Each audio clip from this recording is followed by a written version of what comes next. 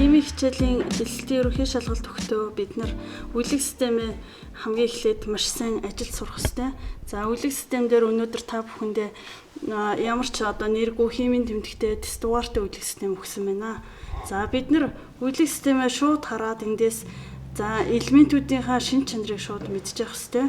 За металл биш элементүүд хаана байна вэ гэдгийг маш сайн анзаарах хэрэгтэй. За бид нар үлгэх систем дээр металл биш элементээ шууд ангилахдаа бороос астат хүртэл сигнал татлаа. За тэр яг тэр бороос астат хүртэлх дээдлийн баруун дээд хэсэгт байрлаж байгаа, гурвалж хэсэгт байрлаж байгаа элементүүд бол дандаа металл биш элементүүд байж байгаа. За бороос астатын зүүн гар тишээ шилжсэн элементүүд бол 90 гаруй металлууд ингээ байж байгаа. За металл бишүүдээс хамгийн металл биш шинжтэй элемент нь бол харьцангуй цэцлэгийн сөрөг чанарын үзүүлэлтээрээ гардаг. За харьцангуй цэцлэгийн сөрөг чанар ихтэй элемент бол ботор байж байгаа. За боторын харьцангуй цэцлэгийн сөрөг чанар 4. Тэгэхээр ботор хамгийн их харьцангуй цэцлэгийн сөрөг чанар ихтэй ийм элементийн тоонд орно. За доош нь буцаад зүүн доошо хэсэгт бол Франци гэдэг элемент байж байгаа. За энэ элемент бол харьцангуй цэцлэгийн сөрөг чанар багтай хамгийн металлик шинжтэй элементээр ингэж харж болно. За тэгэнгүүт энэ үлгэх системээс өшөө бид нар өөр ямар агуулга мэдэх ёстой вэ гэхээр харьцангуй цэцлэгийн сөрөг чанартайгаа холбоод бүлгийн дугаарыг харж агаад элементүүдийн гадаад давхрааны электроны тоог бол харж удаж байна. За харьцангуй цэцлэгийн сөрөг чанар ихтэй байгаад ивэл гадаад давхрааны электроны тоо бас их байж болно. Үеийн дагуу хойшлох тутам бүлгийн дагуу доошлох тутам электрон давхрааны тоо нэмэгдэх буюу атомын радиус хамгийн ихтэй элемент Франци болж таарж байгаа. Яагаад гэвэл гадаад давхрааны электрон давхрааны тоо нэмэгдэж байна гэж үзэх нь. За В бүлгийн элементүүд бол шилжилтийн металлын элементүүд.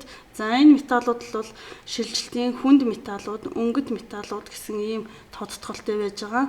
За мөн бас нэг онцлог нь бол гадаад давхраандаа 1-2 электроныг бол авч өгдөг. За тэгээд D орбиталаар төгсдөг ийм шилжилтийн металлууд байна. За 1А бүлгийн элементүүдийг бол шүлтийн металл гэдэг. За усан дуусаад шүлт үүсгээд мөн ус зүрх шалгаруулдаг хамгийн идэвхтэй металлууд 1Ад байрлаж байна. 2А бүлгийн металлуудыг бол газрын шүлтийн металлууд гэж нэрлэдэг. За ингээд онцлог бүлгийн элементүүдээр 7-гийн А бүлгийн элементүүд маш онцлогтой элэлтийн ерөнхий шалгалтанд маш ихээр түлхүү орж ирдэг. За энэ элементүүдийг галлионы элементүүд гэж хэлнэ. За яагаад гэвэл металлтай нэгдэхээр ботор, холоор, бором, йод гэсэн элементүүд маань давс үүсгдэг. За 8А бүлгийн элементүүд маань инертийн хий гэж нэрлэдэг. Та бүхэн мэдж байгаа. За эндээс бид нар бас металл биш элементүүдээс төлөв байдлуудыг бас нэлээд сайн мэдчих хэрэгтэй. За эндээс хий шинжтэй элементүүдийг багш нь нэрлэж өгье. За азот, хүчил зөрөгч, фотор, холоор гэсэн энэ элементүүд хий төлөвтэйгээс гадна инертийн хийнүүд металл биш дээрээ бас мөн хий төлөвийн шинжтэй элементэд орж байгаа. За мөн металл бишүүдээс бором шингэн төлөвт байж байгаа. Металлуудаас мөнгө бас шингэн төлөвт байж байгаа. Бусад бүх металлууд бол хатуу төлөвтэй ийм элементүүд байна. За 2017 оны элэлтийн ерөнхий шалгалтын химийн хичээлийн даалгавруудаас та бүхэндээ төвөрлөн органик биш хим гэсэн хичээлийн агуулгуудаар бэлтгэсэн даалгавруудаа эхлээд төвөрлөө та бүхэнд үзүүлье. Дараагийн удаа та бүхэндээ үргэлжлүүлээд органик хим гэсэн бүлэг сэдвт хамаарсан даалгавруудыг тайлбарлаж өгүүлнэ. За эхний даалгавар маань бол дараах урвалуудаас задрах урвалыг сонгоно гэж ийм даалгавар орж ирсэн байна. За тэгэхээр бид нар органик биш урвалын төрөл бол 4 төрөлтэй байж байгаа. За эхний төрлийг хэдүүлээ харъя. А бодис дээр хэрвээ Б бодисыг нэмэх юм бол А, Б, В гэсэн энэ сувны ард ганц бодис үүсчээвэл энэ урвалыг нэгдэх урууд гэж хэлдэг. За энэ схемийг маш сайн ажиглаарай. За эсрэгээр нь А, Б гэсэн бодис маань нийтлэл бодис маань сумны ард 2 бодис болон ингээд задрах юм бол энийг задрах урвал гэж хэлдэг.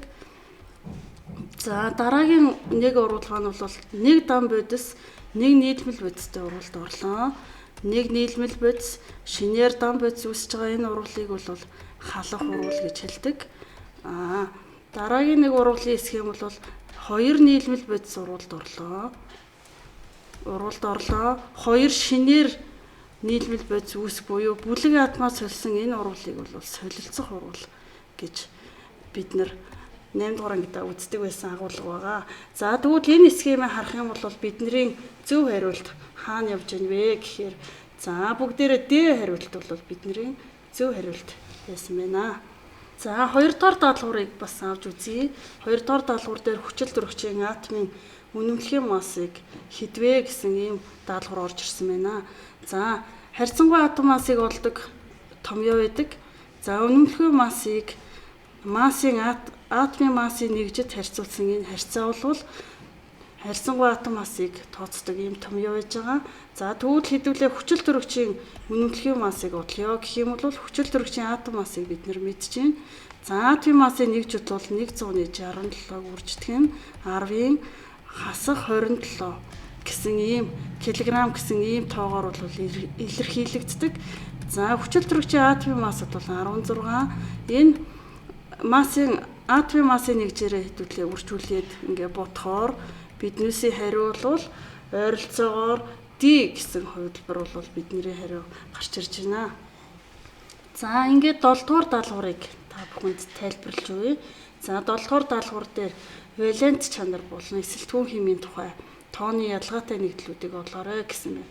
За бид нар бол валент чанарыг олохдоо за эхний томьёо бол барын гидрокарбонат гэсэн ийм давас өгсөн байна.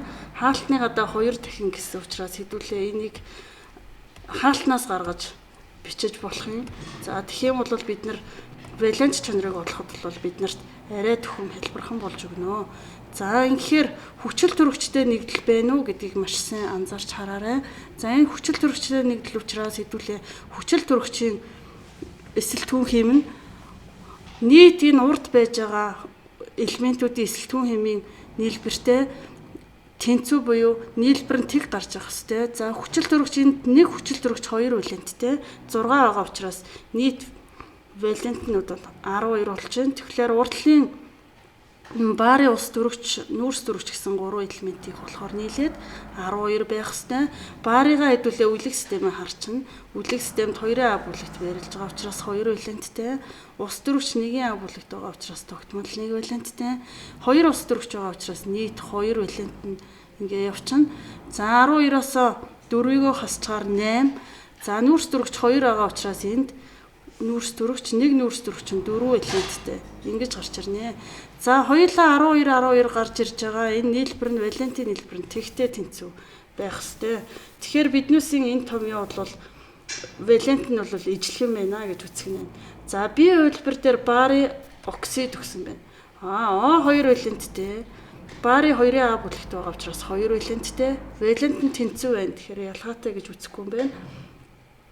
За барын O2 гэсэн ийм нэгдэл өгсөн байна. За O2 валенттэй. Тэгтэл барын 2 валенттэй. Тэгтэл энд 2 O өгсөн учраас O-гийн валент бол 4 болох чинь. Тэгэхээр барын 2 валенттэй. Тэгэхээр энэ валентийн ялгаа бол энэ биднээсийн энэ C хувилбар дээр гарч ирж байна. За энд гарч ирсэн тэгэхээр C гэж үзэж болох нь. Гэхдээ нөгөө 2 даалгаврыг хэдүүлээ шалгаад үзчихье. За барын гидроксид гэсэн энэ томьёо өгсөн байна. За хэдүүлээ хаалтнаас гаргаад үзчихье. За барын O2, H нь 2 гэсэн ийм нэгдэл байна. За хүчил төрөгчтэй байгаа учраас хамгийн эхлээд хүчил төрөгч хэдүүлээ тодорхойлох хэрэгтэй. За хүчил төрөгч ингээд нийтдээ 4 валенттэй болчихж байна. Тэгэхээр барын 2 валенттэй, ус төрөгч 1 валенттэй. Тэгэхээр валент бол 4 гэдэг тэнцэж байна. За барын карбонат дээр хэдүүлээ үзье. За тэгвэл хүчил төрөгчтэй 3 хүчил төрөгч байгаа учраас 6. Нөгөө 2 элементийн нийлээд 6 байх хэвээр. Шалгая. За барын 2 тэгвэл энд нүүрс төрөгч 4 элементээр уурсан байна. Нийтдээ ингээд 6. Тэгвэл бидний хариулт бол C хариулт байсан байх шүү. Тэгэхээр өөр нэгдэл дээр хүртэл шалгахдаа эхлээд хүчил төрөгчтэй байна уу гэдгийг анхаараарай. Дараагийн даалгавар маань 9-р даалгавар руу орж ирж байна. За нэгдэлтэй суурийн оксид болон суур давс үүсгдэг дан бүтцийг хэдүүлээ олох ёстой. За хариултаасаа шүүгээ авчи. За хариултан дээр бол неон байгаа учраас неон инертийн хий нэгдэл үүсэхгүй. За B хариултан дээр бол нүүрс төрөгч байж байна. Нүүрс төрөгч бол металл биш рүү орж байгаа учраас нүүрс төрөгч металл биш элементүүд штэ хүчил үүсгэхэд ерөнхийдөө оролцсон. Металлууд бол ихэвчлэн давс болон суур үүсгэхэд оролцдог байж байгаа. Тэгэхээр хэдүүлээ одоо эндээс хариултаасаа бол ямар элементийг хайх вэ гэхээр металл элементийг хайх нэ. За тэгэхээр азот бол тестувар 7. Тэгэхээр нөгөө түрүүн дигналдад үглэх систем хэдүүлээ харцсан учраас металл биш рүү орчиж байна. За D хариултан дээр бол хөхөр байж байна. Хөхөр бол металл биш рүү орчиж байгаа. Тэгэхээр бидний хариулт бол E хариулт байж тарах нэ. За кальци бол хүчил төрөгчтэй нэгтгэхээрээ кальци оксид буюу энийг суурийн оксид гэж хэлж байгаа. Суурийн оксид. Суурийн оксид нь усанд усахаараа суураа үүсгэж байна. Инхээр биднээсээ хариулт бол E хариулт байсан байх шүү. За дараагийн даалгавар маань 12 дугаар даалгавар руу орж ирлээ. За энэ дээр ионуудын усан усмалд үүсгэх өнгийг одоо харгалзуулахаар орж ирж байна. За энэ дээр купрум 2 нэмэх байх ёстой. За энэ негашн тестэн дээр бас алдаатай ирсэн байна. За дараа нь манганы пермангнат 1 валенттэй байж байна. Пермангнатын ион. За дараа нь барын 2 нэмэх байж байна.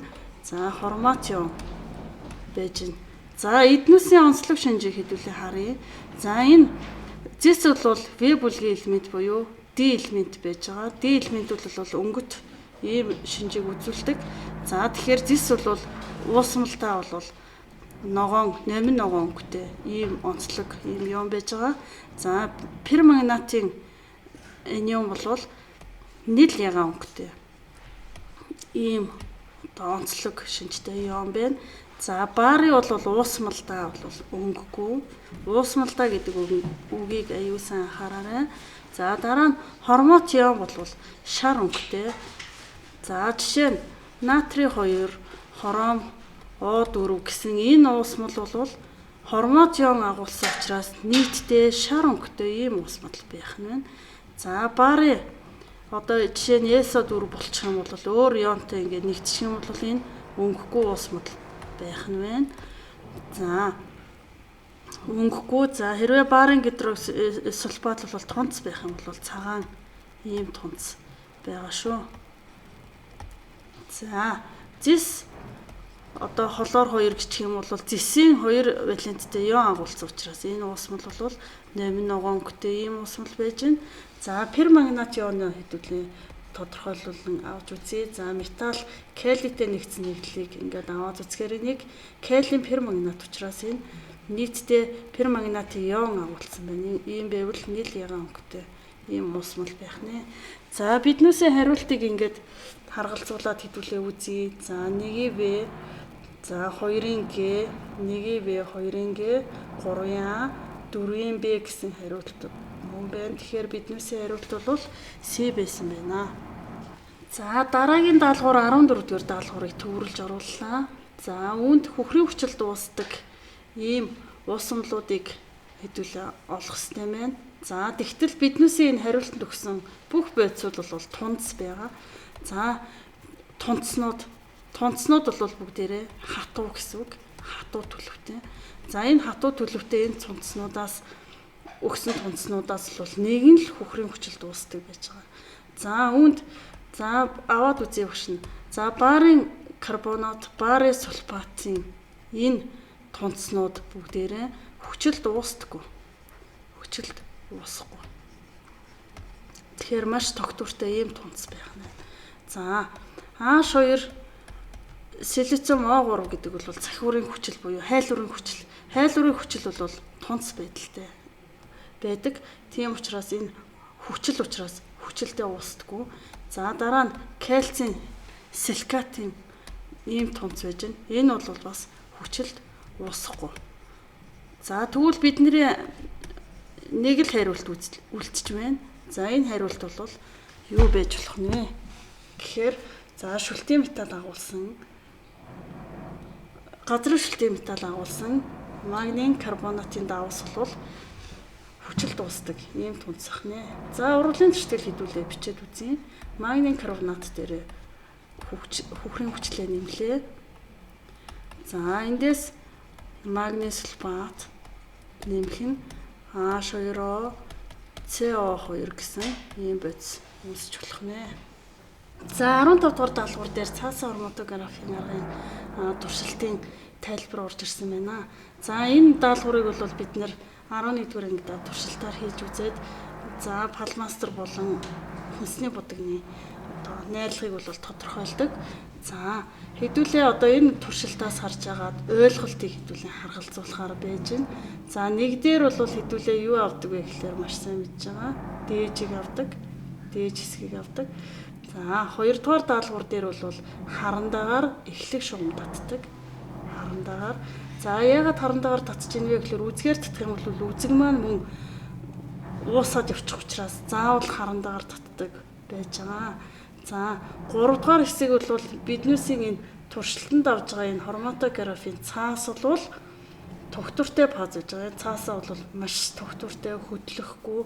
За мөн тохирсон таг тавьж энэ цаасаа бол хөдлөхгүй байлгаж явах ёстой шүү. За тэгэхээр 3А болж таарч байна. За 4 дахь хэсэг бол уусгагч авж байгаа. Тэгэхээр уусгагч маань бол энэ цаасанд бол нэвчээ дээшээ явж байгаа учраас энийг бол хөдөлгөөнтэй фаз гэж үзэж байгаа. Тэгэхээр 4-ийн Б хэсэг болж таарч байна. За ингээ хариултаа аваад үзэхээр Е хариулт маань биднээсийн өнөөдрийн зөв хариулт болох нэ. За дараагийн даалгаварт бол 17 оны А хувилбарын 17 дугаар даалгавар орж ирж байна. За энэ даалгавар бол 2 оноотой даалгаврын ийм юмд орж ирж байна. За үүнд SO2 гэсэн хөхрийн ангидруудын нэгдэлдэх хөхрийн ионы өдөөгцөн төлөвт байх үеийн электрон байгууламжийн томьёог бол хэдүүлээ сонгож оруулах нэ. За үүнд хөхөр бол 16 дугаар элемент байж байгаа. За хэдүүлээ хөхрийнхаа атом бүтцийг үндсэн төлөвт нь тодорхойлж үзье. За 3 дугаар үед байрлаж байгаа 3 давхраатай KL, M гэсэн давхраатай. Эхний давхраанд 2 электрон байгаа. 2 дугаар давхраа 8 электрон, 3 дугаар давхраанд 6 электрон байгаа. За үүнд хэдүүлээ за шууд үндсэн төлөвт байгаа элемент энэ давхраанд байгаа электронуудынхаа электрон байгууламжийн томьёог бичээдэх юм. За нэгдүгээр давхрааны S орбитал дээр 2 электрон, хоёрдугаар давхрааны S орбитал дээр 2, P орбитал дээр 6, нийтдээ бол 8 электрон байж ин дараа нь 3 дугаар давхраар орж ийн. S орбитал дээр 2, P орбитал дээр 4 электрон байрлаж байгаа. Энэ бол биднээсийн үндсэн төлөвлөх атом бүтцийг тодорхойлж байгаа байдал байж байна. За өдөөгцөн төлөвтөө гэхээр хэдүүлээ энэ дээр гадаад давхрааны электрон байгууламжийнх нь электроны хуваарлтын графикийг хэдүүлээ зурчих. Тэгэх юм бол өдөөгцөн төлөвийг ойлгоход маш хэлбэр болж байгаа. За 3 дугаар давхраан дээр S орбитал, P орбитал байж байгаа. За P орбитал бол 3 хавтгайтай байж байна. За S орбитал дээр 2 электрон хослоод за P орбитал дээр бичгтээ 1 электроноор бичих хэвээр 4 электрон байгаа. За ингээ 3 4 болж байна. 2 электрон бол хослоогүй. За энэний цаана бол дараачийн орбитал бол D орбитал 5 хавтгай бол энд хоосон бол байж байгаа. За бүх элемент дээр байж байгаа гэж хэлэхэд бол болж байна. За одоо хэдүүлээ өдөөгцөн төлөвөө тодорхойлъё. Өдөөгцөн төлөвт маань мөн адилхан энэ энэ хөхрийн маань атомын за S орбитал дээр хосолж байгаа электрон болон за p орбитал дээр хосолж байгаа энэ орбиталууд гадны энергийн нөлөөгөөр d орбитал руу бол шилждэг. За энийг юу гэж хэлэх вэ гэхээр өдөөгцөн төлөвийг бол бага энергитэй орбиталаас их энергитэй орбитал руу электроноо шилжүүлнэ. Үүнийг бол үндсэн төлөв гэж ярьж байгаа. За авч үзье. Яаж одоо шилжих вэ гэдгийг хэдүүлээ. Саяны график дээр бол зуръя. За S орбитал, P орбитал, дахиад D орбитал бол энд байж байгаа нь байна. За S орбитал дээр бол хосолсон байснаа өдөөгцөн төлөвт орохдоо нэг болоод P орбитал дээр 1 2 3 за D орбитал дээр 5 хавтгай байж байгаа. За ингээд 4 электрон болчихж байгаа юм. Ингээд 5 6 ингээд хөхөр 6 валенттэй гэдэг нь өдөөгцөн төлөвт бол хөхрийн 6 валентийг бол хэдүүлээ харж болох нь. За эндээс хэдүүлээ электрон байгууламжийн томьёог бичье. За тэгвэл эхний 1-ийн S-ийн 2, 2-ийн S-ийн 2, 2-ийн P-ийн 6, 3-ийн S-ийн 1 болчихж байгаа тийм үү? За дараа нь 3-ийн P дээр 3, 3-ийн D-ийн 2 гэсэн ийм электрон байгууламжийн томьёо гарч ирж байна. За энэ томьёогоо хэдүүлээ хариултаасаа хайж үзэхээр биднээсээ хариулт болвол за энэ D хариулт байх нь. За А-г анзаараад үзээрэй бүгдээрээ. А дээр бол 3-ийн S дээр 2 электрон байгаа шүү. Тэрнийг маш сайн анзаараарай. За тэгээ 3-ийн D-ийн 1 гэж дуусж байгаа шүү. Тэгэхээр биднээсээ хариулт бол D байж нь. За бүх орбитал дээр гадаад хорооны орбитал дээр байж байгаа электронууд дандаа сондгой байрлах нь байна. Ийм одоо электрон байгууламжтай байвал өдөөгцөн төлөвт байна гэж үзэх нь. За дараагийн даалгавар бол химийн энергитэй холбоотой буюу идэвхжлийн энергитэй холбоотой даалгавар орж ирж байна.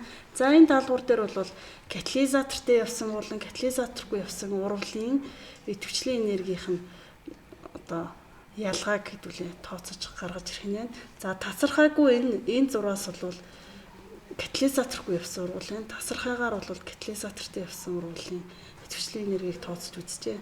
За идэвхжлийн энергийг хэдүүлээ. За катализатортой идэвхжлийн энергийг харъя.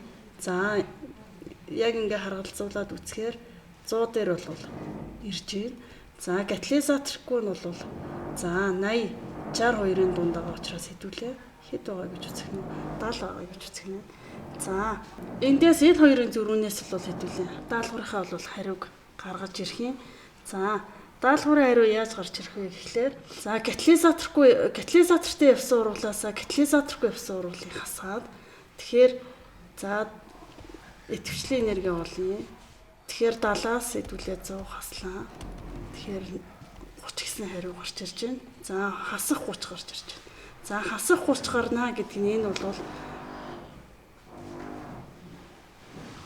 энэ бол экзотерм урвал байх нь хасах утгатай гарч байна. За тэгэхээр хэдүүлээ энэ хариултыг харъя. За биднээсээ хариул бол А хариулт болж таарч байна. За D хариултан дээр бол 30 гарсан ирнэ. Нендотерм буюу энэ хариулт бол нэмэх тэмдэгтэй гарсан гэж үзэж байна. Тэгэхээр биднэрийнх бол хасах тэмдэгтэй гарч байгаа гэдгийг маш сайн хараарай. За мөн эндээс юу харж болох вэ гэхээр бүтээгдэхүүн бодисноос бүтээгдэхүүн бодисын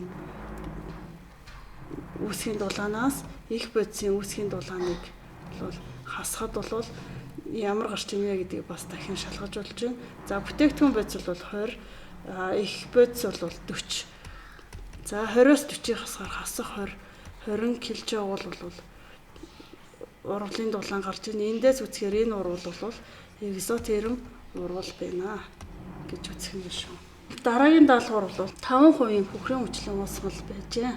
За уусмал дагуулгадах ион тус бүрийг таних зөв даалгавар өгсөн байна. За энэ дээр бол уусах чанарын хүснэгтийг маш сайн бас харах хэрэгтэй.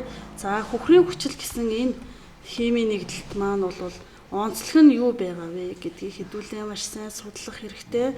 За энд бол ус дөрвөгчийн нэмик катион сульфатионы сөрөг анион байж байгаа. Тэгэхээр энэ хүүхрийн хүчлээс сэтгүүлийн юуг нь таних вэ гэхлээр энэ сульфатионыг таних маань хамгийн чухал байж байгаа. За тэгвэл өгсөн хариултуудаа сэтгүүлээ шинжилж үзье. За барын нэмэх 2 барын тухайн уусмал. За ионы тэртгэлийг бичье. Барын нэмэх 2 SO4-тэй SO4-ийн ионтой уралд оруулаад үзэхээр барын SO4 тунц бууж байгаа. За энэ бол цагаан өнгөтэй тунц байгаа. Хүчил дуустдаггүй ийм онцлог тунц.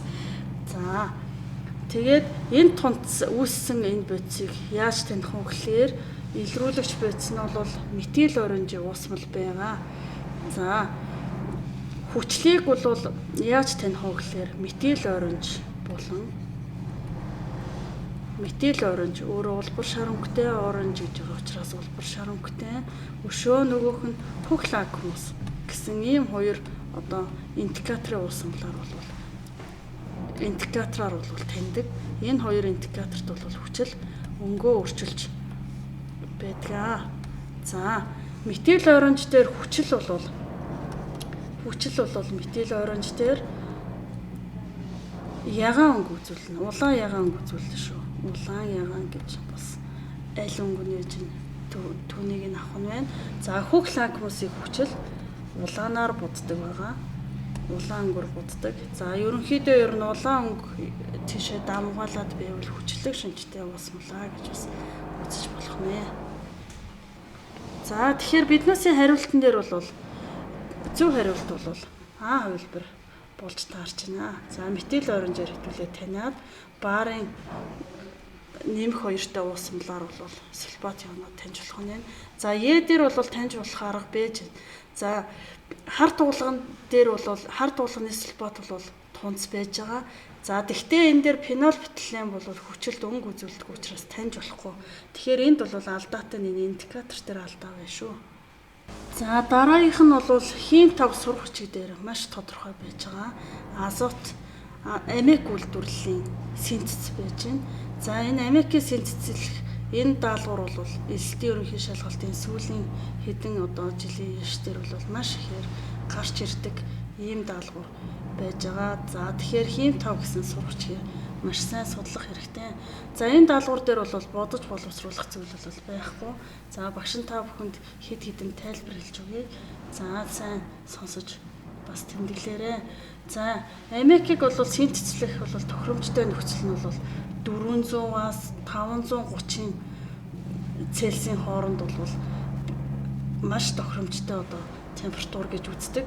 Тэгэхээр бидний тестэн дээр бол Е гэсэн хоёр хариулт бол маш төвхөж очиж байна.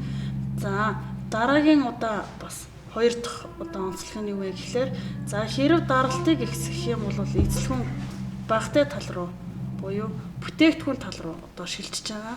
За энэ амикийн синтезийн урвалын багш нь энд бичиж үзүүлье. За эзлэхүүний харьцаа яаж гарч ирэх вэ гэдгийг маш сайн хараарай. За тэнцвүүгийн энд байж байгаа бол бүтээгдэхүүн бодис. За бүтээгдэхүүн бодисын модулийн тоо бол 2 байж байна. За урд байж байгаа энэ хоёр бодис бол их бодисууд амикийн синтезийн их бодисууд байж байна. За азотын урд 1 байгаа гэж үзнэ. Ус дөрвчийн урд 3 байна. Эзлэхүүний харьцаа бол 4 байна. Тэгэхээр даралтыг бол ихсгээд байхад бол энэ их бодисуудын даралтыг бол ихсгээд байхад мойл баг руугаа буюу бүтээгдэхүүн тал руугаа тэнцвэр бол шилжиж байна. За 3 дахь нэг онцлог нь бол амикийн синтез нь бол 200 атмосфер энэ даралтанд. За Е хариултан дээр бол 200 атмосфер байж байна. Даралтанд бол явуулахад за төмрийн катализаторыг бол хэрэгэлдэг байгаа шүү. Тэгэхээр А хариултан дээр бол цагаан алтын катализатор хэрэгэлнэ гэдээ авчиж. За мөн энэ тэгэхээр биднүүсийн хариулт бол Е хариулт бол маш зөв хариулт байна. За дээр нь нэг онцлог зүйлийг багш нь хэлж өгье. За энэ урвал амикийн синтезийн урвал бол 200 атмосфер даралтанд маш өндөр даралтанд бол явж байна. Маш өндөр даралтанд. За эндээс маш өндөр даралтанд явж байгаа энэ урвал бол маш аюултай, одоо тесрэх аюултай. Бидний хор нөлөө бол тесрэх аюултай ийм урвал. Гэхдээ энэ 200 атмосферт явж иж бүтээгдэхүүний гарц бол их байгаа. Энэ бол ашигтай. Биднэрт бол бүтээгдэхүүн их байх тусмаа бол ашигтай юм байгаа. Нэг бол аюул нь бол энэ тесрэх хор нөлөө бас үзүүлэх нэ. За мөн одоо төмрөн катализатор бол яагаад хэрэгжилж байгаа юм гэхлээр за урт хугацаанд бол энэ төмөр бол чанараа алддаггүй. Ийм онцлогтой. За мөн төмрийн бол олдоц бол маш ихтэй, хямд. За мөн чанар сайтай. Үйлдвэрлэхэд бас хялбар. Ийм онцлогтой, ийм катализатор учраас бид нэр яах нь төмрөн катализаторыг хэрэгжилж байна. За цагаан алтан катализаторыг яагаад хэрэглэхгүй байгаа юм гэхлээр цагаан алт бол маш үнэтэй металл. Тийм учраас бол хэрэглэхгүй байна. За дараагийн даалгавар бол 25 дугаар даалгавар руу орж ирж байна. За үүнд 4А бүлгийн элементүүдийн онцлогийн тухай даалгавар орж ирж байна. За үүнд 4А бүлгийн дагуу доошлоход илрэх шинж чанарын өөрчлөлтийг зүй тогтолтой нийлүүлэн харьцуулах юм байна. За 4А бүлэг бол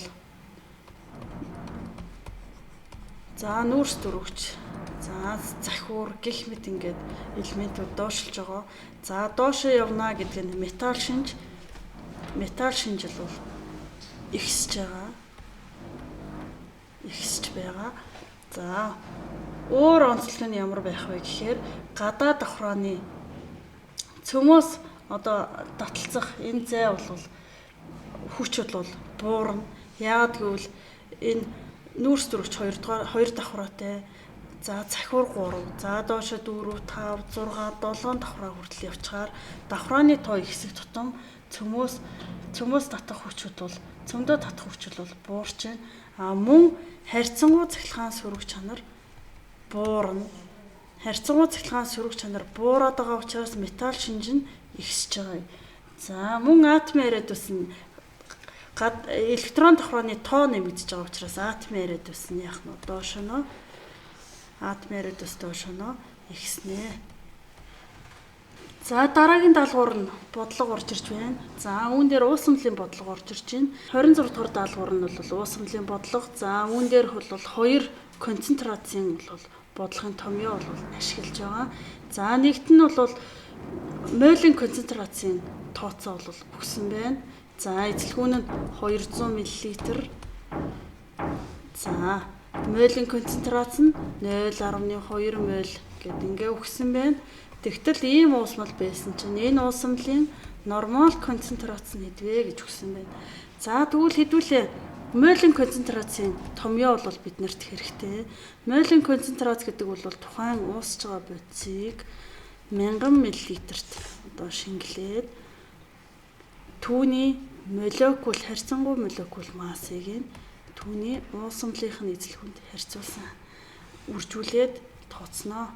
За биднэрт бол хөхрийн хүчил гэж өгсөн. За тэгвэл хөхрийн хүчил H2SO4-ийн бид нар харьцангуй молекул массыг шууд будчихна. Тэгэхээр 98 грамыг үрждэг нь молын хасах нэг гэсэн ийм нэгжтэй гарч ийн. За эндээс бид нар молын концентрац өгсөн. Энэ харьцангуй молекул масса бодоод олчихсон. Эзлэхүүн нь өгсөн. За тэгэхээр энэ уусмал байгаа бол уусан бодисын хэмжээг нь олъё. Тэгвэл молын концентрацийг EMR-т нь үржүүлээд уусмлынх нь эзлэхүүнд үржүүлээд 1000 мл-тэй хуваагаад өгчвөл энэ уусмлын бол уусж байгаа бодисын хэмжээ гарч ирж байгаа. За уусж байгаа бодисын хэмжээг та хэд үржүүлээд гаргаарай. Багш нь шууд хариуг нь өччихье. За 392 г хөхрийн хүчил ууссан байна. За хоёр дахь томьёо бол нормал концентрацийн томьёо. За үүнд томьёогийн багш нь өчье. Уусж байгаа бодисын массыг уусмлынх нь эзлэхүүнд үржүүлээд эквивалент массыг нь уусмлынх нь эзлэхүүнд харьцуулнаа. За одоо бид нарт тэгэхээр энэ уусж байгаа бодисынх нь эквивалентийнх нь томьёо хэрэгтэй байна. За энэ уусж байгаа бодис маань хүчил байгааг сайн анхаараарай. За эквивалентийг олохдоо ямар томьёо вэ гэдгийг маш сайн анхаарна. За тухайн бодисынхоо EMR-ыг нь Энэ хүчил байгаа учраас ус төрөгчийн тоонд бол хэдүүлээ хуваана. За тэгэхээр 98-га ус төрөгч нь нийтдээ энд 2 ус төрөгч байгаа учраас 2 туваалаа эквивалент масс нь 40-с гарч байна. 49 грамыг үрждэг нь эквивалент хуваадаг нь литр гэсэн нэгжтэй гарах байгаа. За уусан бэц маань бол анхны томьёоноос болоод 392 үрждэг нь 1000 мл, хуваадаг нь 49 үрждэг нь 200 мл гэсэн хэмжээг анх бол өгсөн байгаа. Энд 200 мл за нэгжийн огшин бичсэнгүү та бүхэн анзаараад нэгжээ өчээрээ за үржүүлээд хуваагаад үзэхээр 0.4 нормал гарч байна. За биднээсийн хариу бол B хариулт буюу 0.4 нормал гэсэн хариулт байна. За дараагийн даалгавар 27 дугаар даалгаврыг төвлөрүүлж оруулсан байна. За энэ дээр бол цераас церийн оксид үүсэх. За цераас церийн оксид үүсгэж байгаа учраас энд шатах урвал явах юм байна. За энэ шатж байгаа урвал учраас тодорхой хэмжээний дулааныг ялгаруулна. За дулаан ялгаруулж явагдаж байгаа урвалыг бол термохимийн урвал гэж байгаа. Цер бол хатуу төлөвтэй, термохимийн тэртгэл хүчин, хүчил төрөгчл бол хий төлөвтэй, церийн оксид нь хатуу төлөвтэй ингэж үүсэж байна. За энд бол энэ урвал явхад бол шатж байгаа урвал явхад бол 35 кJ дулаан ялгардгаа гэд өгсөн байна. За өшөө өгөгдөл нь юу вэ гэхлээр цайрын масс хэмжээ өгсөн байна. 6.5 г. Энд цайрын масс өгж байгаа бол бид нар энэ цайрын атомын массыг олох хэрэгтэй. Тэгээд олохынхаа өмнө эхлээд энэ урвалыг тэнцвүүлэх ёстой.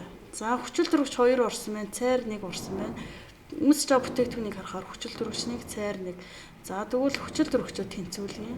Тэгэхээр цайрын өмнө бид нар бас 2 гэсэн коэффициентийг тавих нь. За молекул массыг олъё. 2-ыг үрждэг нь 65 буюу 130 грамыг үрждэг нь 0-ын хасах 1 гэсэн ийм нэгжтэй гарах юм байна. За бодлогыг та бүхэн сайн хараарай. 130 г цайрыг би шатаасан чинь 35 кJ дулаан ялгардаг. Харин 6.5 г цайрыг шатаах юм бол хэдэн кJ дулаан ялгарх вэ гэж асуусан байна. За ингээд үржүүлээд үзэхээр 700 кJ бол дулаан ялгарнаа гэж өгсөн байна. За хариултаас бид нар юг харах вэ гэхлээр энэ термохимийн тэртгэл дээр нэмэх 35 ялгарч байгаа дулааныг нэмэх 35 гэж бичдэг. Харин дельта H буюу термодинамик дээр термохимийг бичгтээ хасах 35 кJ буюу энийг шатж байгаа урвал учраас дулаан ялгаруулдаг. Тэгэхээр тэмдэг нь бол хасахтай. Энэ бол экзотерм урвал. За тэгвэл биднээсээ олсон бол хасах 700 бол экзотерм урвалаа гэдгийг бас давхар мэдээд авчаарай. Дараагийн даалгавар дээр бас хэрэг болно. За тэгэхээр биднээсийн хариултаас бол бид нар хариугаа хайгаад үзье. За эхлээд урвалын тэртгэлээ маш сайн харъя. За А урвал бол зөв байна. Б урвал зөв байна. За тэгтэл C, D, E гэсэн урвалууд бол тэнцвүүлээгүй учраас энэ хариултууд бол бүгд буруу болчихж байна. Тэгэхээр хэдүүлээ А, Б гэсэн хариултан дээр бол зөв гэж үзэхээр хэдүүлээ энэ урвал бол шатж байгаа урвал юм чинь ялгарч байгаа дулааны хэмжээ бол хасахтай байгаа шүү гэдгийг маш сайн анхаараарай. Хоёр хариулт бол зөв байгаа. Гэхдээ энэ тэмдгийг бол маш сайн анхаарна. За энэ бол урдаа хасахгүй байгаа учраас энэ бол дулаан шингээж явагддаг урвал буюу эндотерм урвал гэдгийг сайн анхаараарай. За мэдээж шатж байгаа урвал бол дулаан ялгарнаа гэдгийг хүн болгон мэддэг гэдгийг анхаараарай. За дараагийн даалгавар 28 дугаар даалгавар руу орж ирж байна. За энэ дээр эсэлт ерөнхий шалгалт болгонд нэг үнэн худал гэсэн ийм даалгавар бол орж ирдэг. За нэгдүгээр хэсгээс хоёрдугаар хэсгээ бол маш сайн анхаарч бол хараарай. За хэдүүлээ харъя. За металл натрийн атом нь гадаад давхраанда 1 электронтой гэдэг нь үнэн үү? За хэдүүлээ атом харъя. За натрий нэмэх 11 гэсэн цөмтэй. За 3 дугаар үед байрлаж байгаа учраас 3 давхраатай KLM гэсэн ийм давхраатай. 1 дугаар давхраан дээр 2 электрон багтж байна. 2 дугаар давхраан дээр 8 электрон. За энд цөм 11 гэдэг чинь энд 11 электрон байрлана гэдэг нь гадаад давхраанда 11 1 электронтой. Тэгэхээр энэ даалгавар бол үнэн болж таарч шүү. Үнэн. За тэгвэл ийм учраас 2 дугаар хэсэг рүү нөрөө металл натрийн харьцангуй цахилгаан сөрөг чанарын утга бага байна. За яагаад вэ гэхээр гадаад давхраанда 1 электронтой байна гэдэг нь 1А бүлэгт байрлаж байгаа. Тэгвэл 1А бүлэгт байрлаж байгаа элементүүдийн харьцангуй цахилгаан сөрөг чанар бол бага байна шүү. Тэгэхээр энэ даалгавар бол үнэн байна. За 2 дугаар даалгаврын 1-р хэсэг рүү оръё. За хүчил төрөгчийн атом нь нейтроны тоогоор ялгаатай байх боломжтой. Хүчил төрөгч нь 3 янзын изотоп байгаль дээр бол үзүүлдэг. За хүчил төрөгчийн бол дистовар бол 8. Изотоп гэдэг нь дистовараа ижилхэн. Атомын масс бол нейтроноор ялгаатай нэг элементийн атомыг бол изотоп гэж байгаа. За тэгвэл эхний атом изотоп дээр бол нейтроны тоо бол 15-аас бол 8-ыг хасчих нь. Тэгэхээр хэд гарах вэ? 7 нейтронтой гарч байна. За хоёр дахь нь бол 16-аас 8-ыг хасчихаар 8 нейтронтой. Гурав дахь нь бол нейтроны нь болохоор 17-аас 8-ыг хасгаар 9 нейтронтой. Тэгэхээр энэ дээр бол энэ даалгавар бол үнэн байна. Хүчил төрөгчлөл байгаль дээр бол изотоп үсгдэг үнэн. За тэгэхээр ийм изотопуудыг үсгдэг гэдэг нь үнэн байна. За 3 дугаар даалгаврын 1 рүү нөрөө металлууд металлын холбоогоор холбогддог. За үнэн. За металлууд металлын тас дорнод тор үүсгэнэ. За жишээ натрий дээр аваад үзье. Натрий. Дахиад натрий тас дорнод тор гэдэг нь тас дорнод торын зэнглан дээр юу сууж байгаа вэ? Ямар йон атом сууж байгаа вэ гэдгээс тэр тас дорнод торын ангиллал гарч ирж байгаа. За ингээд натригийн атомууд бол хатуу учраас эмх зэгцтэй байж байгаа. За энэ завсраар бол электроны урсгал бол чөлөөтэй урсж байгаа. Ийм учраас металлын тас дорнод торыг үүсгдэг. За металлын тас дорнод тортой учраас цахилгаан дамжуулдаг, дулаан дамжуулдаг. За мөн хайлт уцлагтаа бас өндөр температурт харьцангуй гэхдээ айхтар өндөр биш ч гэсэн ер нь бол металл шиг бол өндөр температурт уцалдаг гэж бас хэлж болох нь байна. За үнэн байна. За гэтэл ийм учраас атомын тас дорнод тортой гэдэг бол худлаа байж шүү. Энэ бол худлаа. За атомын тас дорнодтой нэгдэл бол нүүрс төрөгчийн дүрс хөврлүүд байгаа. За энэ дээр бол алмаз. За мөн бал чулуу, бид нарын бичдэг бал чулуу гих мэтчлэн бол атомын тас дорнод тортой. За энийг бол дараагийн даалгаврууд дээр бас тайлбарлаж өгч болж байна. За ингээд хэдүүлээ хариугаа шинжилээ. Бидний хариу бол хариу бол үнэн худал үнэн гэж явчихаар худлаа болчихно. За B хариултыг харъя. Үнэн худал гэсэн. Бидний хариулт бол ердөө B хариулт байна. За C бол бүгдээр өмнө байна. За D дээр бол алдаатай болчихжээ. За E ч гэсэн алдаатай болсон байна. За дараагийн даалгавар бол электролит бодистой холбоотой даалгавар гарч ирсэн байна. За үүн дээр бол багш нь онлын хэдэн хариултуудыг бас хэлж өгье. За бодлого биш учраас бодоодох шаардлага бол байхгүй байна. За электролитийн цахилгаан дамжуулалт нь бол уусамлын концентрац буюу жижиг хэсгийн тоо, уусгагчийн туйлт молекул, дисацийн зэрэгээс л хамаардаг зөв үндслийг нь бол сонгоорой гэсэн байна. За энэ дээр бол тайлбар өгч нь хэлье. За нэгдүгээрт нь бол гидратчсан ионыг бол үүсгэж байгаа учраас электролит уусмал үүсээд цахилгаан дамжуулах чанар нь бол өснө. За хоёр дахь нь болохоор ионы холбоогоор холбогдсон молекулууд туйлтай, нэгдлүүд бол туйлтай, мөн туйлт ковалент холбоо амптер шинж чанартай усны молекултай гидратчсан ион үүсгдэг тул энэ хариулт бол зөв байж байна. За энэ бол Зөв байж байна. За өшөө бол энэ хариулт бас зөв байна. За 3 дахь нь болохоор диссоциацийн зэрэг нь бол йон болон задарсан молекулын тоог. За диссоциацийн зэргийг альфагаар тэмдэглэнэ. За йон болон задарсан жижиг хэсгийнхаа тоог нийт задрах ёстой молекулын тоонд харьцуулаад 100-ны хувиар бол тооцож гаргадаг юм байж байгаа. За эндээс бол нийт молекулын тоонд харьцуулан олдог тул йон болон задрах чадварыг илэрхийлж байна гэж үзээд биднээсийн энэ 3 дахь хариулт бол зөв байж байна. За 4-р даалгавар бол диссоциацийн зэрэг ба уусамлын концентрац нь шууд хамааралгүй гэдэг энэ өгөгдөл бол угаасаа худлаа байсан байна. Тэгэхээр биднээсийн хариулт бол D хариулт зөв байна.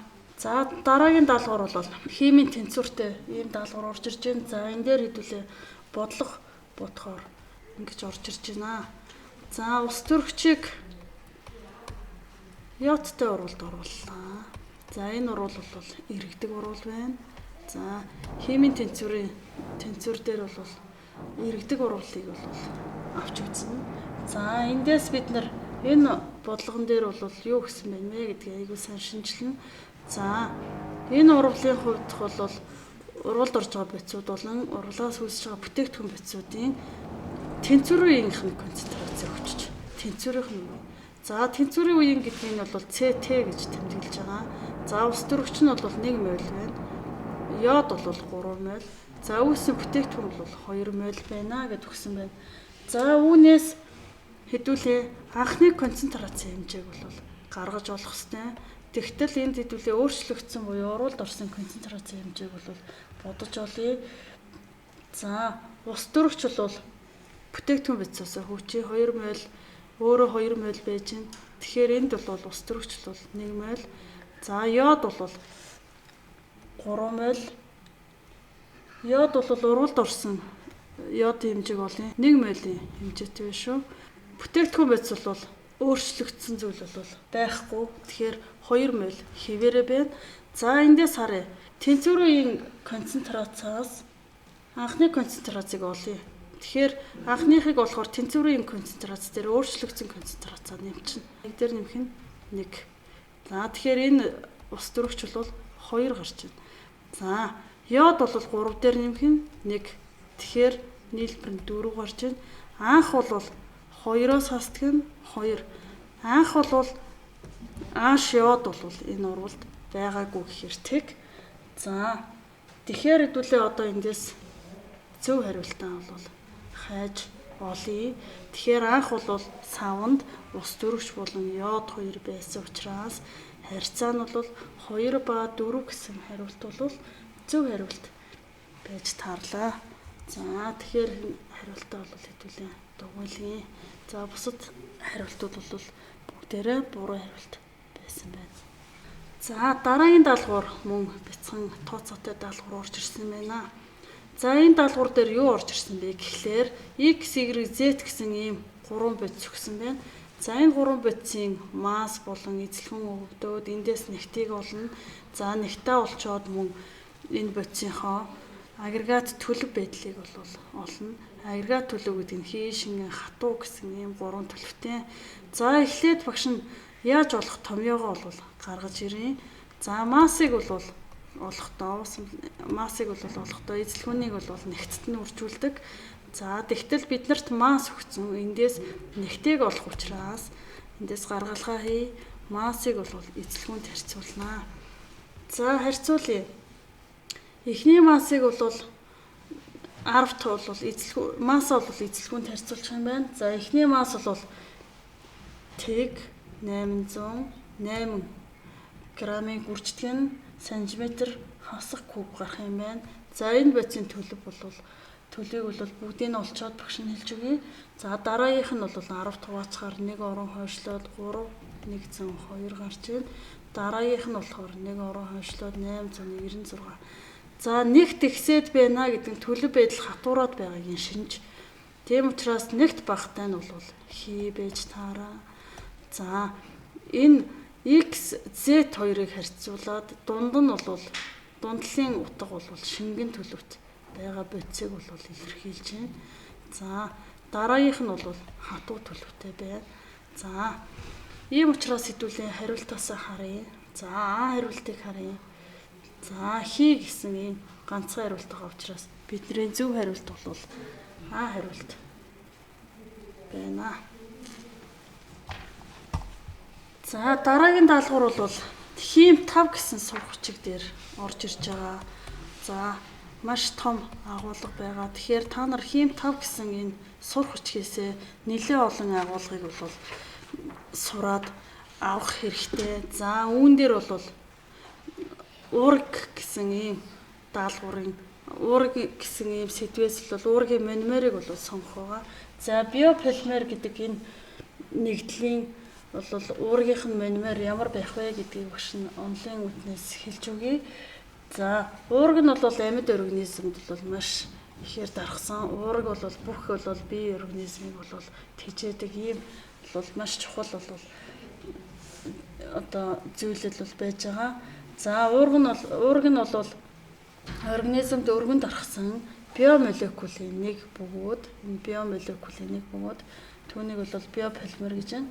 За уурэг бол нийтдээ 20 амин хүчлээс тогтдог гэдгийг бид нэр одоо биологийн хичээлээр бол үзээд уурэг бол 4 бүтцтэй гэдгийг маш ихээр үзэж байгаа. За тэгэхээр эндээс хэдүүлээ 20 амин хүчил буюу энэ амин хүчилтэй бол альфа амин хүчил бол маш төлхөө бол орж ирж байна. За тэгэхээр хэдүүлээ энэ зөв хариултыг харъя. За шууд бол альфа амин хүчил бол энэ уургийн мономер гэж тарах юм байна. Тэгэхээр бол А хариулт бол орж ирж байна. За энэ дээр бол альфа тэмдэг байгаа гэдгийг анхаараарай. За дараагийн нэг том сэдэв бол органик хим гэсэн ийм сэдвийг багш нь төвөрлээд та нартай ойлгомжтой байх гэж бодоод оруулсан байгаа. За үүнийг бас сайн ажиглаарай. За тэгэхээр хим 17-гийн 2017-гийн А хувилбарын яш дээр бол 6 дугаар даалгавар бол органик хим гэсэн бүлэг хичээлийн эхний одоо даалгавар болоод орж ирж байна. За энэ дээр хэдүүлээ бол эрэлзээсчлэлт гэсэн сэдвийг маш сайн анхаарна. За эрэлзээсчлэлтийг багш нь тайлбарлаж өгье. За нүүрс төрөгч нь бол 6 дугаар элемент. За атомын бүтцийг маш сайн хараарай. К, Л гэсэн хоёр давхраатай, 2, 4 гэсэн электрон байгууламжтай электроны хуваарлалт явж байна. За үүнээс гадаад давхрааны электрон нь бол валенти электронд оролцдог учраас гадаад давхрааны электрон байгууламжийн томьёо бичээ 2-ын S1, 2-ын P-ийн 2 гэж дуусч байгаа. Тэгэхээр эндээс хэдүүлээ яах вэ гэхээр нүүрс төрөгч нь органик химд 4 валентиг үзүүлдэг гэдгийг бид мэднэ. Ингэхээр нөгөө түрүүний ярьсан өдөөгцөн төлөв гэсэн хичээл дээр маш сайн анхаарсан болвол p орбитал 3 чигт байрлал нь орон зайд. Тэгэхээр 2-ын p-ийн x дээр 1, p дээр 1, z дээр 1. 4 электрон хослоогүй учраас одоо нүүрс төрөгч 4 валенттэй гэдгийг бол илэрхийлж болох нь байна. За органик химд нүүрс төрөгч нь 4 валенттэй. Гэхдээ нүүрс ус төрөгчдэр бас энэ валентийн одоо юунууд бол маш чухал хими холбоог бол харж болно. За тэгвэл харъя. За нүүрс төрөгчийн холбоог хэдүүлээ маш сайн анхаарч одоо харах хэрэгтэй. За энэ бол хансан нүүрс ус төрөгч. За алкан байж байна. Энэ бол алканы бол хими холбоог харуулж байна. Нэнд бол хоёрчин холбоотой болоод ирэхээр ханаагүй нүүрс ус төрөгч буюу алкин. За дараагийн бас нэг ханаагүй нүүрс ус төрөгч буюу алкин. За биднээсээ өгсөн энэ бүтцийн томьёонд бол ийм 3 холбоо агуулсан бол томьёо байж байна. За энэ нүүрс төрөгчтэй бол дан холбоогоор холбогдож байгаа учраас энэ нүүрс төрөгчийн ирэлцэлт бол sp3, энд бол sp3. За дан холбоотой байгаа учраас энэ sp3 байна гэдэг тетраэдр хэлбэртэйг үзүүлж байгаа. За хоёрчин холбоотой болоод ирэхээр наан цаана гэж үзэхээр орон зайд үзүүлж байгаа ирэлцэлт нь бол sp2 гэсэн ирэлцэлттэй байна. За гуравчин холбоо болоод ирэхээр sp гэсэн ирэлцэлттэй байна. За тэгвэл энэ нэгдэл дээрээ хэдүүлэн аваад үзье. Тэгэхээр 1 2 3 дугаар нүүрс төрөгчийн юу эрлээчлэлтэй болоорой гэсэн. Тэгвэл энэ эхний нүүрс дөрөвч ийшээ холбогдож байгаа учраас энэ бол SP2 гэсэн одоо SP2 гэсэн одоо эрлээчлэлттэй байна. Тэгэхээр дараагийн нүүрс дөрөвч бас ийшээ 2-ын холбоогоор холбогдож байгаа учраас мөн адилхан SP2. За энэ 3 дахь нүүрс дөрөвч маань ийшээ холбогдоод хоёулаа дан холбоо агуулж байгаа учраас SP3 байж байна. SP3. За дараа нь 3-ын холбоо агуулж байгаа учраас ийшээ 3-ын холбоо агуулж байгаа учраас SP гэсэн эрлээчлэлттэй. Тэгэхээр бидний тодорхойлж байгаа бол 2 3 дахь нүүрс дөрөвч бол эндээс гарч ирэх нэ. Эндээс. За тэгэхээр бидний хариулт ямар хариулт байна вэ гэхээр А хариулт бол SP3-аас SP2 ийшээ явж байгаа гэж үзэх нь. Тэгвэл энэ А хариулт бол буруу байна. За Б хариулт бол хоёулаа SP2 гин. Гэхдээ энэ бол 2 3 дахь нүүрс дөрөвч байгаа гэдгийг анхаараарай. Тэгэхээр бол Е хариулт бол зөв хариулт байгаа шүү. За дараагийн даалгавар бол химийн урвалын тухай орж ирж байна. За энэ дээр органик химийн нүүрс ус төрөгчдөөс хансан нүүрс ус төрөгч буюу алканыг авч үзсэн байна. За алкан дээр бол гол онцлог урвалыг та бүхэн бол маш сайн мэддэг. За алкан бол CnH2 энэ дэр нэмэх нь 2 гэсэн томьёонд захирагддаг буюу эхний нэгдэл бол CH4 гэсэн нэгдэл байгаа. Дараагийнх нь C2 H6, C3 H8, C4 H10 гэх мэтчлэн доошооноо CH2 бүлгээр нэмэгдээд байгаа учраас үүнийг гомлог эгнэ гэж хэлдэг. За энэ даалгаврыг хийхин тулд багш нас нэмэлт хэдэн мэдээлэл өгөөд за хариултууд руу оръё. За эндээс бол шууд хийхдээ бол хариултуудыг маш хурдан шинжилээд энэ бол алкан мөн үү гэдгийг маш сайн хараарай. За А хариулт бол 3-ын холбоо агуулсан учраас алкан руу бол орохгүй. Ханаагүй нүүрс ус төрөгч байна. Тэгэхээр А хариулт бол шууд буруу болох нь байна. За Б хариулт бол бүгдээрээ дан холбоотой. За энэ өгсөн бүтцийн томьёог нь хэдүүлээ хурангуулад үзэхээр C4 H нь 10 байна. Тэгээ холоортой урвалд орж байна. Холоортой урвалд орохдоо алканууд гэрлийн нөлөөгөөр ордог. Ер нь энэ алкантай галлианууд гэрлийн нөлөөгөөр нэгддэг гэдгийг хараарай. За энэ дээр C4 H9. За энд холоор гэсэн ийм холбоо байгаа. Энэ холбоо бол тасарна. Тэгэхээр нэг холоор нь бол нэг ус төрөгчийн оронд суулж өглөө. Нэмэх нь H холоор ингэж явдаг. За энэ урвалыг бол халалцах урвал гэж хэлнэ. За алканы хувьд бол хамгийн онцлог урвал нь бол энэ халалцах урвал байгаа. Тэгэхээр бол бидний хариулт бол Б байна. За тэгвэл бусад хариултыг багш шинжилж өгье. За С даалгавар бол энэ алкен 2-ын холбоотой нэгдэл байна. Тэгээд энэ алканууд бол нэгдүгээр урвалд ордоггүй. За Д нь бол глюкоз буюу нүүрс усны эсэлдэх урвал байж байна. За дараагийн урвал бол DM буюу бас ханаагүй нүүрс ус төрөгчийн полимерч урвал байж байна. Тэгэхээр бидний зөв хариулт бол ганцхан хариулт шууд л харахад байсан байна. За дараагийн даалгавар хим 5 гэсэн сургачаас орж ирсэн учраас за энэ даалгаварт бол багш нь оруулаад ирлээ. Энэ хим 5 гэсэн сургачаас энэ даалгаврыг нанотехнологи гэсэн сэдв байж байгаа.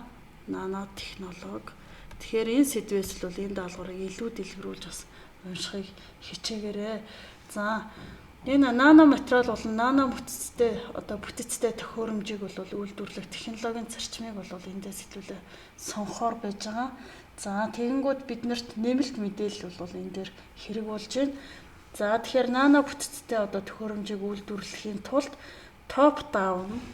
За энэ англиар ороод ирсэн байдаг. Та нар бол мэдчихэж байгаа бол даун гэдэг үгийг бол шууд орчуулад бол харчиж болж байна.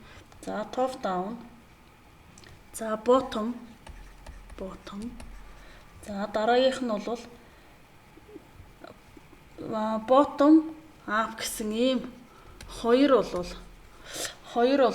төрлийн технологийн зарчмыг бол ашигладаг. За top down технологиор бол энэ top down технологиор бол макро технологитой хэмжээстэй ийм бодисуудыг одоо гаргаж авахд хэрэгжилж байна. За дис дараалуулан жижиглээд маш жижигхэн ийм байдлаар бол нано материалыг бол гаргаж авч байна. Bottom half нь бол яах вэ гэхээр гаргаж авахдаа атомаас одоо ийм жижигээс ийм том одоо болтол нь ингэж одоо томруулж гаргаж авдаг. Бидний энд өгсөн зураг бол нэг томыг бол жижиглээд гаргаж авсан учраас биднээсийн хариулт бол top down гэсэн хариулт бол хамгийн зөв хариултанд орж ирж байна. За дараагийн даалгавар нь бол бас органик химийн сэдв орж ирж байна. За энэ дээр бол алканы хансан нүүрс ус төрөгчийн өндөр одоо олон C8, H18 гэсэн ийм томьёотой энэ октаныг бол түлш одоо бензинээр маш ихээр хэрэгэлдэг. За энэ дээр бол крекингийн урвалыг бол оруулж ирсэн байна. За эндээс бол энэ нефтийг одоо гаргаж одоо ашиглахад бол хамгийн сайн чанарын бензин явуулахад одоо энэ урвалуудаас хамгийн тохиромжтой аль нь вэ гэсэн ийм даалгавар бол орж ирж байна. За даалгавруудаа хэдүүлээ шинжилээ. За эхнийх бол октан бол гарсан бол хариулт биш байна. Тэгэхээр эхнийх биш, хоёр дахь бол буруу. За гурав дахь нь бол биш байна. Изомерч гурвал байж байна. За дөрөв дэх нь бол крекинг. За алканы өндөр одоо олон цэтэй нэгдлийг крекингийн урвалд оруулна гэдэг нь катализатор температурын нөлөөгөөр октан гэдэг өөрийнхөө сайн чанарын бензинээс гадна нэг дагалдах бүтээгдэхүүн ханаагүй нүүрс ус төрөгч бол гаргадаг. Энэ урвалыг бол крекингийн урвал гэж онцлог хэлдэг. Тэгэхээр бусад урвалууд бол крекингийн урвал бол тохирохгүй байна. Тэгэхээр биднээсээ хариулт бол ерөнхийдөө шууд л октан гэдэг томьёогоо бол харчин. Тэгээл энэ урвал бол крекингийн урвал байна гэж ялгах нь шүү. За дараагийн даалгавар нь полимер нэгдлийн ийм даалгавар орж ийн. За багш нь бутадин 1 3 гэсэн энэ нэгдлийнхаа бүтцийн томьёогийн та бүхэнд үзүүлье. За 4 цэтэй бута гэдэг. За 4 цэгээ хэдүүлээ дугаарлаж 1 2 3 4 гэж дугаарлаа. Одоо D гэдэг нь 2 хэсэг утгатай, Ен гэдэг нь 2 ч холбоог хэлж байгаа. 1-р цэгээс 2-р цэг рүү 2 ч холбоо явах нь, 3-р цэгээс 4-р цэг рүү 2 ч холбоо явж байна. За 2 3-ын донд бол 1 холбоо байж таарах нь. За хэдүүлээ ус төрөгчөө хуваарлчих. Энд 2 ус төрөгч, энд бол 1 ус төрөгч, энд 1 ус төрөгч, энд 2 ус төрөгч. За энэ бол биднээсийн урвалд орж байгаа бутадин 1 3 гэсэн мономер нэгдэл байна. За үүнээс хэдүүлээ полимерч гурвалыг бичье. За тэгэнгүүт энд яах вэ гэхээр бутадин 1 3-ын энэ хоёр ч холбоо тасарна. Энэ хоёр ч холбоо тасарна. Тэгэхээр энд нэг чөлөөт вертикал, энд нэг чөлөөт вертикал, энд нэг чөлөөт, энд нэг чөлөөт, энд ингээд чөлөөт байж байна. За тэгэнгүүт энэ полимерч нэ гэж байна. За тэгэнгүүт CH2 ийшнэ одоо полимерч гэдэг нь маш олон сая 100 C яах нь хоорондоо холбогдсон ийм өндөр молекулт нэгдлийг полимер гэж байна. За энд байсан нэг чөлөөт, энд байсан нэг чөлөөт нь хоёр ч холбоо үүсгээд. За дараачих нь CH2 гээд ингээд цаашаа яах нь үргэлжлээд явж байгаа. Энийний дараа гадна бол N дахин гээд. Энийг бол полимер нэгдэл гэж байгаа. Энэ бол урвалд орж байгаа анхны нэгдлийг бол мономер гэж байгаа, жижиг хэсэг мономер гэж байгаа. За ингээд биднээсийн одоо полимер за урвалаа тэнцвүүлэхээр энд бол N дахин ингээд өгчөж байгаа. За хариултаа шинжилээд үзье. За энэ А хариултан дээр бол холоор орсон учраас энэ шууд буруу хариулт байна. Б хариулт бол 2 цэтэй одоо полимер үүссэн нэгдэл 2 цэн цаашаа хязгааргүй гэсэн учраас энэ бол буруу. За бидний одоо урвалд орж байгаа биз бол хамгийн багадаа 4 цэтэй байхаар байж байна. За С хариултыг харъя. Мөн адилхан холоортой полимер байна. Биш байна. За Д-г харъя. Д бол биднээсийн хариулттай бол таарч байна. Тэгэхээр зөв хариулт бол D. За ийг тэгтээ шинжилээд үзье. И бол шууд буруу байна. 5 цэтэй бол полимер нийтлэл үүссэн байна. Тэгтээ бол C нь бол цаашаа хязгааргүй гэдгийг анхаараарай. За дараагийн даалгавар нь 16 дугаар даалгавар орж ирсэн байна. За энэ дээр органик химийн шатах ургуулын тэртгэл өгсөн. За энэ оны ЕШ дээр бол ихэвчлэн хансан нүрс ус төрөгчийн онцлог, хим, шинж, шатах ургуулууд бас орж ирснийг бас анхаарч бас үзээрэй. Тэгэхээр дараагийн ЕШ дээр ханаагүй нүрс ус төрөгчд бас орж ирэх төлхөө магадлал бол ажиглагдчихж байгаа гэдгийг бас анхаарч бас багш нь хэлнэ анхаараарай гэж хэлье. За 5 цэтэй нэгдэл бол хансан нүрс ус төрөгч бол пентан бол шатж байна. За бүх органик нэгдсэн шатлаа 2 бүтээгдэхүүн бэцсийг бол үүсгдэг. За тэгэхээр үүсэж байгаа 2 бэц бол энэ байна. За урвалыг бол тэнцвүүлье. Тэнцвүүлэхдээ бол нүрс ус төрөгч учраас нүрс төрөгчийг хамгийн их тэнцвүүлнэ. За урвалд орж байгаа бүтээгдэхүүн их бэц дээр маань C5 байна. Үүсэж байгаа бүтээгдэхүүн дээр 1 байгаа учраас би 5 гэсэн коэффициент тавилаа. Дараа нь ус төрөгчөө харна. Ус төрөгч 12 орсон, энд 2 үүссэн. Тэгэхээр би энд 6 өглөө. За одоо би энэ хүчил төрөгчийг хамгийн сүүлд тэнцвүүлнэ. Энд 10, энд 6. Нийтдээ 16 хүчил төрөгч байна. Энд яах нь 8 гэж тэнцвүүлж өгөхөөр миний урвал бол одоо тэнцсэн. За одоо тэгэхээр хариулт юу гэсэн бэ гэхээр урвалыг тэнцвүүлээд бүтээгдэхүүн бодисын нийлбэр нь хэдэн 5 дээр 6-гаа нэмчин коэффициентуудын нийлбэр бол 11 гэсэн нийлбэр тоо гарахаар биднээсийн хариулт бол C байх нь. За яаж тэнцвүүлэх аргыг эхлээс нь дахиж бас хараад багш нь дахин тайлбарлаж өгье. Энэ нүрс ус төрөгч гэсэн энэ хансан нүрс ус төрөгч өгсөн. Эхлээд нүрс төрөгчөө тэнцвүүлнэ. Дараагийн удаа ус төрөгчөө тэнцвүүлнэ. Хамгийн сүүлд нь хүчил төрөгчийг тэнцвүүлдэгэ гэдгийг бас анхаараарай. За дараагийн даалгавар нь энэ бүтцийн томьёонуудыг хараад энэ бодисуудын ангиллыг нь хэдүүлэн харгалзуулахаар байна. За эхний нэгдлийг маш сайн харъя. За бүтцийн томьёог нь за багш нь энд бичиж байгаа та бүхэнд илүү ойлгомжтойгоор тайлбарлаж өгье. За энэ бол хүчил төрөгчтэй органик нэгдэл буюу функционал бүлгийг хэдүүлээ хураангуулж үзье. CHO гэж хураангуулна. За энийг карбонил бүлэг буюу энэ бүлэг байгаагаар нь ямар нэгдлийг таних вэ гэхээр элдгид гэдэг хүчил төрөгчтэй органик нэгдлийг таних нэ. За нэгдүгээр нэгдэл бол элдгид болох нь. За хоёрдугаар нэгдлийг багш нь тайлбарлаж өгье. За CH2 2ч холбоотой. За COOH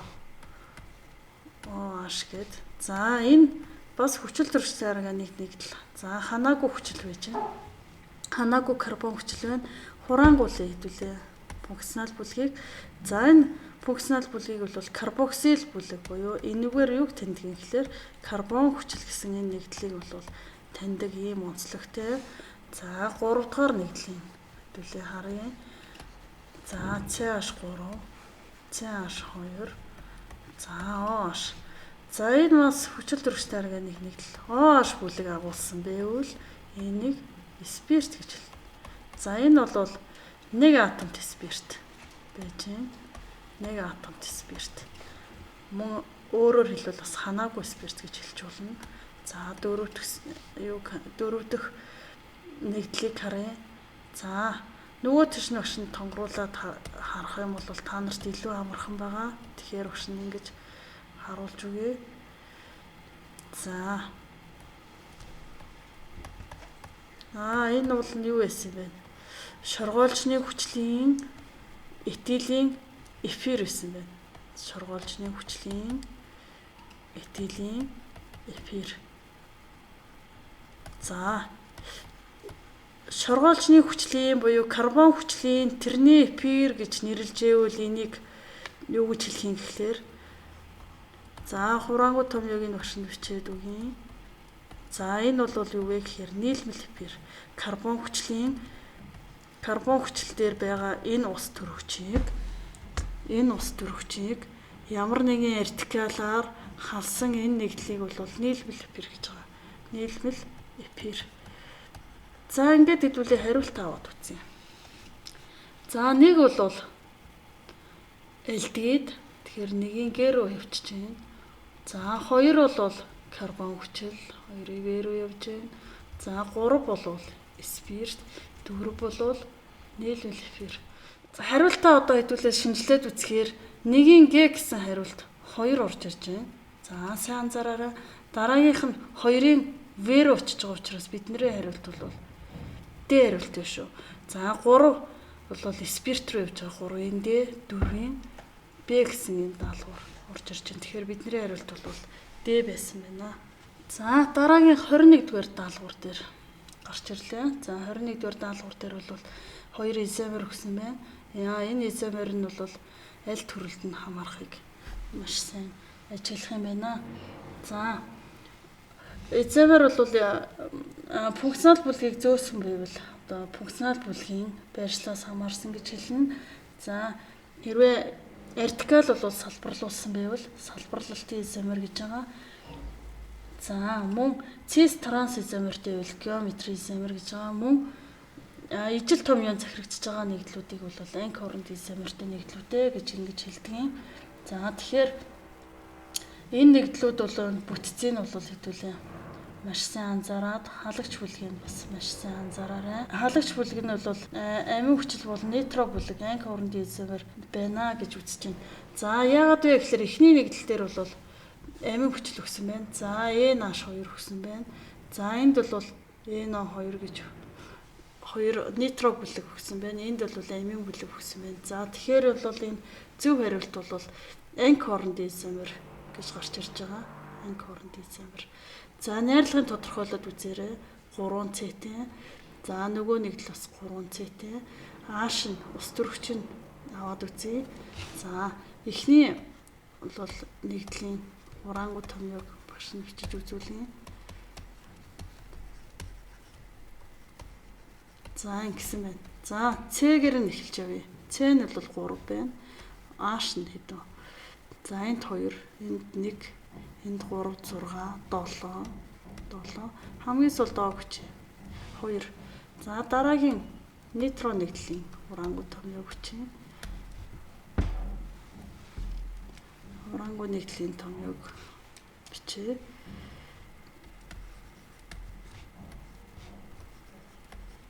За хурангуулъя. C нь 3, H нь 7, O нь 2. Ижил томьёотой байгаа учраас энэ хоёр бол изомер. Энэ бол амин хүчилтэнд бол хамаарах нь. Амин хүчилт хамаарна. Карбоксил бүлэг, амин бүлэг хоёр цуг агуулж байна. За энэ нэгдэл бол нитро нэгдэлт бол хамаарна. Тэгээд энэ хоёр бол амин хүчил, нитро бүлэг хоёр бол анги хоорондын изомер. Тэг мэдэж аваарай. Дараагийн томьёо даалгавар бол мөн адилхан хим 5 гэсэн сурах хүчийг ашиглаарай. Багшнаас нэмэлт мэдээлэл өгөө явъя. За хим 5 гэсэн сурах хүчийг дээрээс энэ даалгаврыг хэдүүлээ. Атом экономикийг тооцдог юм томьёо бол тэр сурах хүчиг дээр нь байж байгаа. За пропен гэсэн. Тэгэхээр C3 2 ч холбоотой. За энд бол нэг ус төрөгч өгч байна. За ингээ холоортой нэгт хурвал явж байна. CH3, CH энд холоор ирлээ. CH2 энд холоор ирлээ. За ийм 1 2 D холоор пропан үүсэж байна. За энд атом экономикийг тооцъё, гарцын тооцъё. За гарцын тооцоход бол гаргаж авсан бодисын молекул массыг ургалд орсон их бодисуудын масс тарьцуулаад энэ бол бүтээгдэхүүн бодис байна тийм үү? Энэ бол их бодис. Гарц тооцож байгаа учраас мэдээж 100%-аар тооцож байна. За тооцъё. Тэгэхээр энд бол хэдүүлээ молекул массыг тооцож үзье. За тэгэхээр 3C-тэй учраас 36, 6 ашаага учраас 42. За 42 дээр 71-ийн нэмэхлээр массын тоо бол 113 болж байна тийм. За уралд орж байгаа их бодис нь гэхээр энэ бодисын массыг тооцохоор хоёулангийнх нь массыг нэмээд тооцчихно. За энд бол 42 байгаа. Холоорыг нэмээд үзэхээр 35.5 2-оор үржүүлчихнэ. Тэгэхээр 71. Тэгвэл 113-ыг 113-т хуваагаад 100-аар үржүүлэхээр энэ бодлогын хариу бол 100% гарч байна. Энэ урвал бол 100%-ийн гарцтай явсан байна гэж хэдүүлээ үзээд хариулт бол D хэлбэр байна. За дараагийн даалгавар нь 24 дугаар даалгавар болж орж ирж байна. За 24 дугаар даалгавар дээр хэдүүлээ. Энэ урвалд өгсөн урвалын бодисуудынх нь орон зайн молекулын орон зайн бүтцийг бол зөв илэрхийлсэнийг бол харах юм байна. За нүүрс дөрвч. За энд бол пропин өгсөн байна. Пропин 3 холбоотой тийм. За пропин 1 өгсөн байна. Пропин 1. За пропин 1-ээс эсэлдүүлээд энд бол эсэлдүүлж байгаа. За энд хүршин өчж нэмээд өчж.